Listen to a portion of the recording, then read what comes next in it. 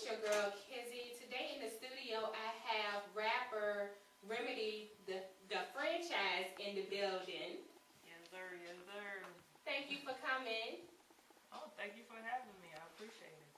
Alright, so I gotta go into this name. How did you get the name Remedy, the franchise? Man, everybody always asks me this question. Basically, to make a long story short, I just wanted a name that I felt like described who I was as a person and as an artist. And Remedy is like the solution, the answer. I always felt like I was the answer. And the franchise, just the whole concept of being your own and having your own. So Remedy, the franchise, just embodies how I handle myself pretty much. Okay. Well, I heard that you used to play basketball, and Yes. that's how you actually stumbled into rapping. Can you tell us about that? Basically it started when I was younger because I started getting injured very, very young. The first injury I actually sustained was in middle school. My 8th grade year, right after 8th grade season had ended, and I got hurt hanging off the rim. Wow. And then pretty much from that point on, everything that I did in the off season, every time that I got hurt, I was doing music to cope with it because I needed something to occupy my mind because it was driving me crazy not being able to play. Right. So you was actually pretty good at basketball. Yeah. Did you play it in high school? Yeah, I went to college. Wow. But when I got to college, I was already so deep in the hole with injuries that after my freshman season, and I got hurt again. Wow. And I just was like, you know what, I'm just tired. I'm tired of getting surgeries. I'm tired of going to therapy. I'm tired of all of that. I'm just leave it alone, go back home, keep going to school, but pursue the music thing. Okay, so you actually took your frustration out on music. Wow. So what type of artists did you listen to growing up? Tupac. Tupac. Michael Jackson, Missy Elliott. That was actually the first tape that I ever owned was Missy, her debut album. TLC, Biggie, of course, Bone Thugs. Let's go on and on and on. Which one of those is your biggest influence?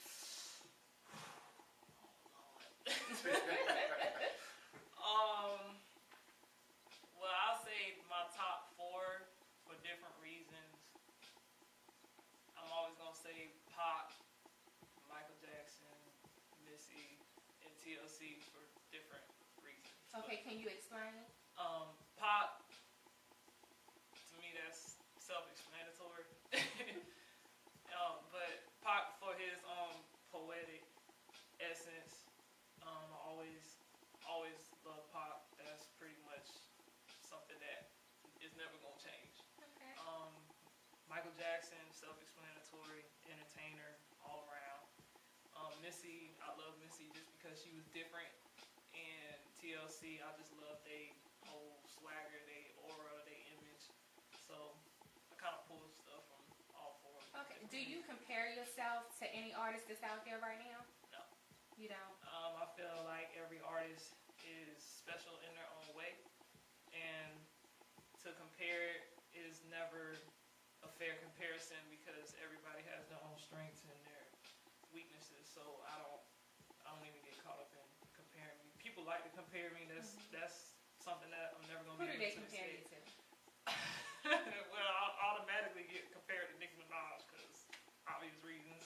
I can see that. Actually can see that. But every female rapper now is gonna get compared. So I've gotten everything from MC Lyte to Queen Latifah to Nicki to it's just you're a female rapper, you're gonna get compared to other female rappers. Okay.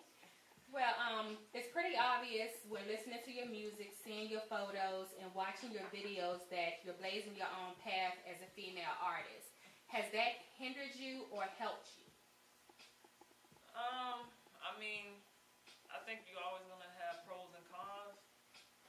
I'd say it probably is helping me more than anything like once somebody has already established themselves as something, it makes it hard for anybody that's trying to do something similar.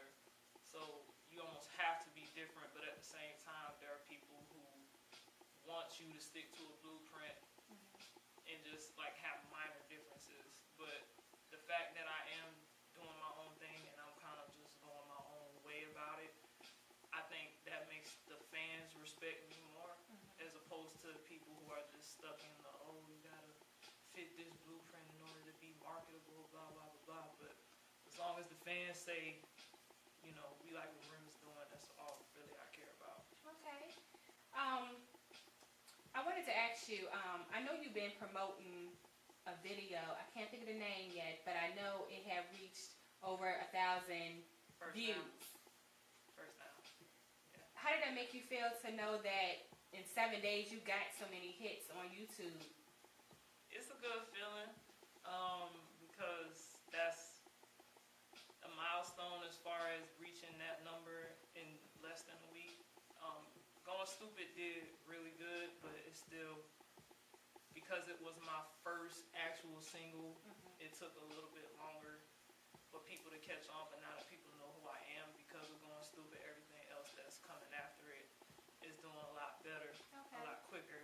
But it just let me know that I'm growing and that my fan base is growing and more people are paying attention. So I appreciate everybody who watched it and shared it, because it's a sign of progress. Yes.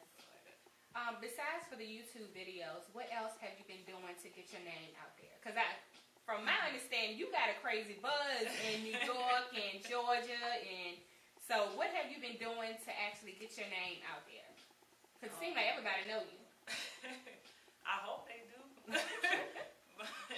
but no, seriously though, it's really just been a lot of attacking on the internet.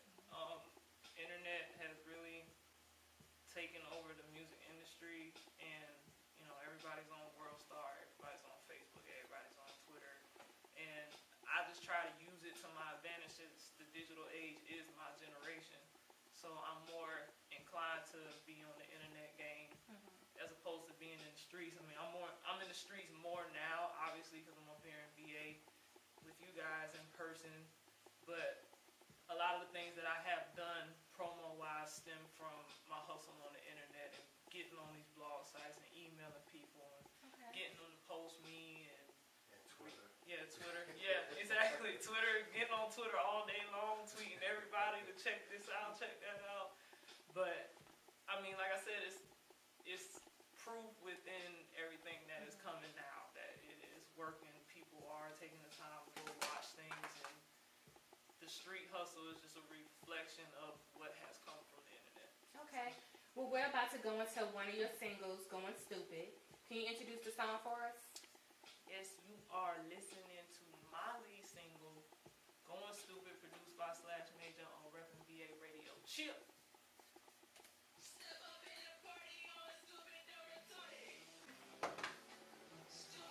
Almost messed up. I forgot to switch Going Stupid over this side. I had it on this side. What was the concept behind that song? It's just a party joint. I mean, it's nothing really complicated. I was in Atlanta when I wrote it, so that's why it kind of has a real ATL feel to it. But I just needed a song that I knew was gonna make people move in the club, and I got the beat from Slash Major. I thought it was dope. Okay. Randomly came up with it. Alright, so you actually wrote that song. Okay. What separates you from other female artists that's out there? Well, something that you just said, I write everything that I ever say. No shade to nobody else, but yeah, I don't believe in people writing for me. I really have issues with people who don't write their own music, but you know, that's just me. So that's a big difference, truth be told, because a lot of female artists don't write their own lyrics, and you know, they got dudes ghostwriting for them, and the guy cannot tell me how to be a female, so I don't be with that program. But that is so true. But I mean, other than that, So where do you draw your inspiration from when you're writing music? Is it from everyday life, something you're going through? Pretty much. I mean, that day, if I go to the club, you might hear me crank out another Going Stupid. If I'm going through it, I write something like Holding You Down. Like I'm an artist, so my emotions are all over the place anyway. All artists are pretty much bipolar. I think we can all agree to that. I mean, what artist is it? But so just off that, that's where I just go through it. Okay. Decide I want to write about it. All right. Do you think it's harder for a female artist to get their name out there rather than a male? Yes and no. All right. Explain your answer for us.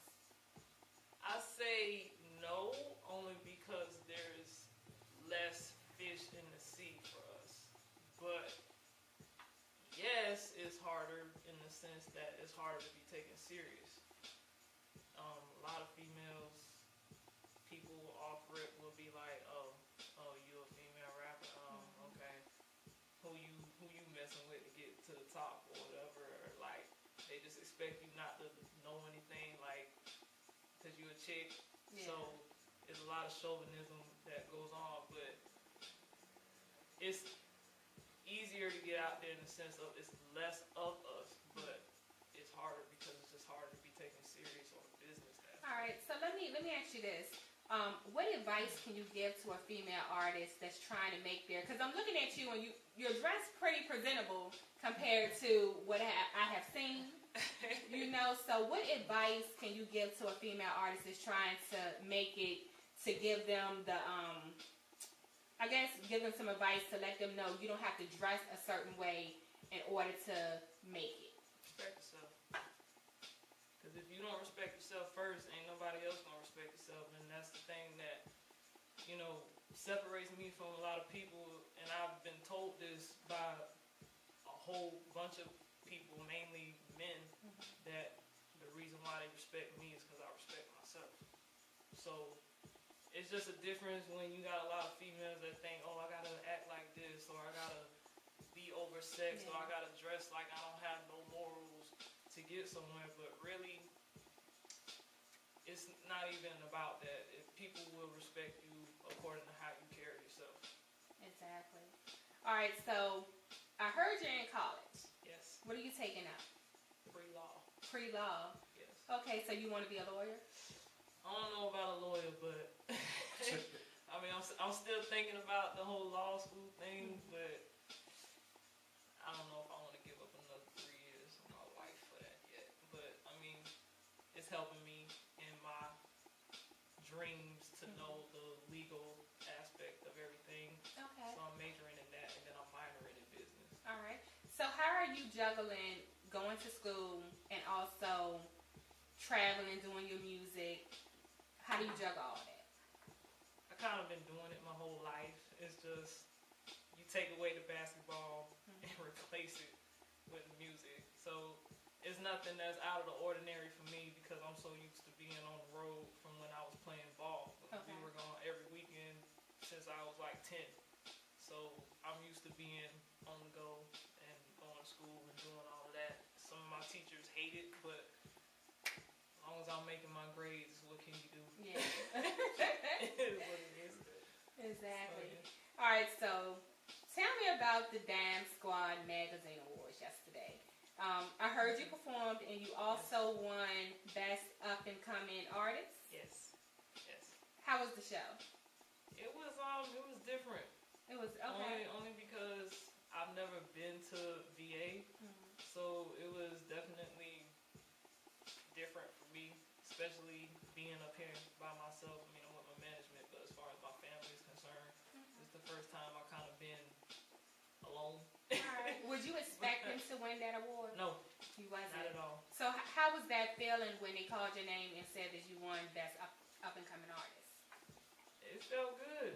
I mean, I didn't know what to say. They were laughing at me because I got up there and I didn't know what to say. But, I mean, I was just kind of caught off guard. I was just sitting there waiting to go on stage and perform. But then when they were like, oh. So did you get the award before you performed? Yeah. like right Wow. before. But I was sitting there in my mind preparing to get on the mic, and then they called my name. I was like, okay, I don't know what to say. I just said thank you. Thank you everybody who voted. All right, so speaking of performing, what do you do to prepare yourself for a performance? Pray. I go into my own little corner and I just pray and I just ask God to cover me, give me the strength or whatever, because a lot of the times that I perform, I'm really tired, to be honest. And a lot of people are like, I don't know how you're tired, you jumping across the stage and everything. And I'm like, yeah, but going to school and working and then turning around and staying out on these late nights is just, it's rough. But yeah, especially going to school. yeah, I mean, think about it, go to school in the day, go home, do homework, go to work if you gotta go to work, and then you at the club or whatever you gotta do, and it's like, I'll be dead to the world after that. But I mean, I pray. That's all I do. I pray for the strength and have a good show, and then I just get on there and I kind of black out. I hear a lot of people saying that when they're on stage, they kind of turn into somebody different. Do you get that feeling? Yeah. Because you're sitting here in front of me and you're so relaxed and calm and stuff. So I'm actually trying to picture you actually going out, actually performing. Are you this way when you're performing? It's two different sides. I mean, when people say that, I think some people mistake it for what it actually means. It's just, right now I'm chilling because I'm sitting down, talking. But when I get on stage, it's like the whole energy, the whole concept of turn up, like comes into effect, and I just kind of lose it on the stage. Like I said, I get up there, I pray, and then I black out because at that point I'm like zoning out on, okay, I gotta kill the stage, I gotta get the crowd, whatever I gotta do, and I'm focused on that one thing. So at that point, all I'm thinking about is energy on high, rapping, dancing, whatever is going on in that particular performance. So I'm aware of what I'm doing. It's just my focus is directed at that particular time. All right, well, we're about to go into another one of your singles, Hold You Down, featuring T-Rex. Yes. Can Shout out you to introduce T-Rex. the song? Yes, sir. You are now about to peep Holding You Down. This video is on youtube.com/TheRealRemedyTV. Shout out to T-Rex. Shout out to Tracy Sun for producing the record, Holding You Down. All right, that was Remedy the franchise, Hold You Down, featuring T-Rex. Yeah. All right, so what was the concept behind that song, and how did you hook up with T-Rex? I've actually known T-Rex since I was 16. He was one of the first DJs in Orlando to like actually pay me any money. I was like really just starting out as far as trying to take it serious at that point, and he was one of the few DJs that had been kind of watching me for a while, and he used to have like an internet show that he used to be on, and he used to play some of my old stuff that we will not mention because I refuse to talk about it. But yeah, we're gonna leave that in the past. But he always showed a lot of love, so we know each other just from dealing with each other way back when he was still on the DJ tip heavy. And now that I'm older and more experienced with what I'm doing, I did the track because I was really upset with somebody, well, a couple people in my city that I ain't gonna mention the name because it's irrelevant, but it stemmed from a situation that was going on, and there's a lot of jealousy and animosity going on, especially right now because a lot of people aren't too happy with me going in the direction that I'm going. I was just about to ask you, do your friends treat you any different being that your name is actually out there? My real friends don't.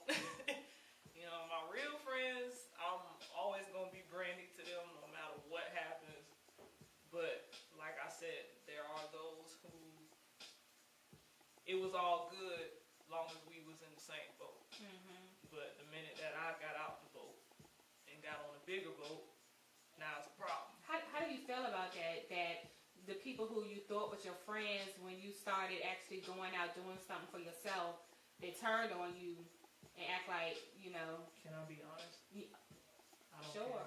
care. I don't care. Because if you was really my friend, you'd be happy. Yeah, they should want you to better yourself and actually do something. So, I mean, they do what they do. I mean, I don't have no hard feelings, but I really don't care about it because I'd rather have one real friend as opposed to a bunch of 10 thousands of frenemies only treating me nice because they think I'm going to do something for them. Exactly. So I don't really care about fake people being around me like that. That's why I wrote the song, like, what's the point of me holding you down when you turn clown and the real come around? I mean, it is what it is to them. Alright, I hear that. Alright, so what's next for Remedy the franchise? Well, Remedy the franchise is making a whole bunch of music. That's never gonna change. So you can always expect new music coming. There's a lot of collaborations that are pending right now that are gonna drop soon. Videos that I'm working on are gonna drop soon. Excited about a lot of those just because I'm getting ready to show stuff that people aren't used to as far as coming from me. Even Holding You Down was a little bit different for a lot of people because I went back to where I started out with, because you know people are used to the club bangers and all the crunk music that I put out. So that was different speed. And then I got some other songs that are gonna come out that are also different and a lot more visuals that are more on the serious side as opposed to the playful rim get crunk in the club and stuff. But other than that, we also are working on a lot of communities related things. So you'll see me out and about more. I'm already working with the youth as far as the basketball thing is concerned. I coach every now and then when I get time. I go to FBVA, the league that I grew up playing in. So you actually give back to your community. Oh yeah, I mean, what's the point of having knowledge if you're not gonna give it back? So when I get time, and you know they love me over there because I grew up. That's where I started at, and the guy that owns the league was actually my coach when I was 10 years old. So there's like a strong connection to that particular organization. So every now and then, when I'm not working or I'm not in school or I'm not running around someplace, I go over there, coach the kids. And well, definitely when your new music come out, make sure RepnVa iRadio get an exclusive. Oh yeah. Hey, because I definitely will put it in rotation. Oh no doubt, y'all will be one of the first few to get those joints when they come out. All right. So, how can people get in contact with you or listen to your music? Well, RemedyTheFranchise.com is the best place to go because that is the main website. But if you're on social networks, Twitter, @TheRealRemedy, that is THE Real Remedy. That's the only time you're gonna be calling me the. Other than that, it's DA. All right. Facebook, The Real Remedy Music. Instagram, Remedy The Franchise. YouTube, The Real Remedy TV. But 1 second, I just want to shout out Diamond at Dime Squad for allowing me to be the first female rapper that they featured. So on the cover. Yes, thank you for that. VA has been so real with the love, and I'm enjoying it right now. All right. So, I would like to thank you again for coming out. Oh, thank you. It was a pleasure interviewing you. Hey, I was having fun being here. I wish I could stay longer. And before I let you go, we're gonna go into one more song. Can you introduce that song for us?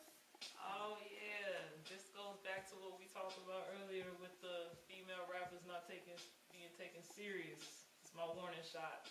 Don't Test Me, produced by Keko Bros over in Italy.